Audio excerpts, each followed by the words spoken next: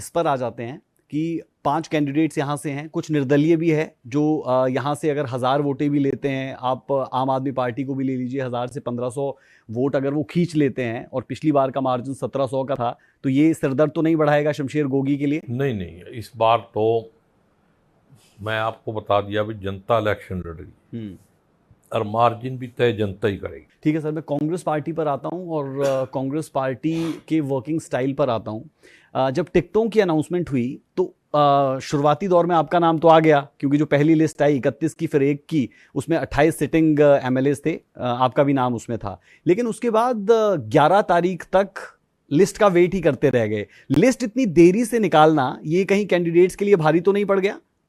देखो, मेरे को इसके बारे में कोई ज्ञान नहीं है, टिकट लिस्ट निकालने वालों में मेरा हाथ नहीं है, तो मैं इस पर क्या कह सकता हूँ। और सर सीएम फेस क्या रहने वाला है कांग्रेस पार्टी का? राहुल गांधी बता सकते हैं, क्योंकि मैं तो इसमें कुछ नहीं कर सकता। ठीक है सर। और कुमारी सैलजा की अगर हम बात करें तो कुमारी सैलजा को लेकर अभद्र टिप्पणी की गई, जाति सूचक शब्द उनके लिए इस्तेमाल किए गए।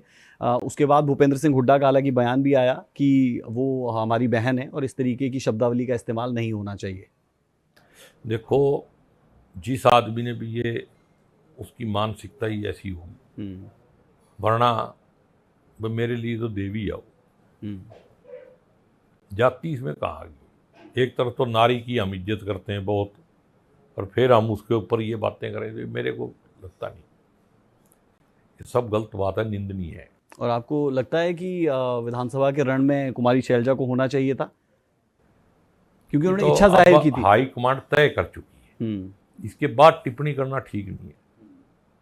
ये उससे पहले पूछते आप तो मैं बता देता। और बीजेपी के वर्किंग स्टाइल पर आप क्या कहेंगे? क्योंकि बीजेपी लगातार फ्रंट फुट पर खेलते हुए ये तक कहती है कि कांग्रेस पार्टी में आपसी सिर फुटअव्वल बहुत ज़्यादा है और वो सिर फुटअव्वल हर जगह पर कांग्रेस के लिए मुश्किलें बढ़ाएंगी। सिर फुटअव्वल कांग्रेस में है या बीजेपी में? कितने लोग छोड़ के गए, कितने लोगों को बाहर से ले आके, 10 साल राज करने के बाद भी टिकटार्थी नहीं है, बाहर से किराए पे ले आ रहे।